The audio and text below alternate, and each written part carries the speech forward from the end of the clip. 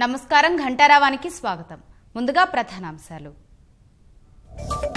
5 ఏళ్లలో ప్రజలకు పన్నుల భారం నుంచి ఊరట. విపక్షాలు గద్దెనెక్కితే బాదుడేనన్న ప్రధాని మోదీ.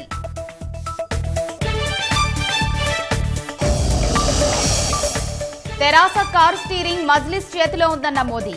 ఎంఐఎం దోస్తీతో పాత బస్తీ ప్రగతి కుంటుపడిందని ఆరోపణ.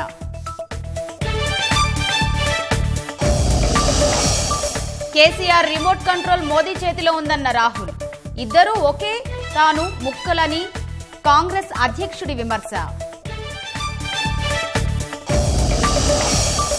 పరస్పర ఆరోపణలతో మోదీ రాహుల్ కాలయాపన.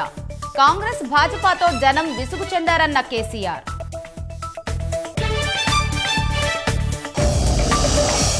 పిఎస్ఎల్వి ఉపగ్రహ విజయంతో భారత్ సత్తా. శత్రు దేశాల రాడార్లను పసిగట్టనున్న ఇమిశాట్.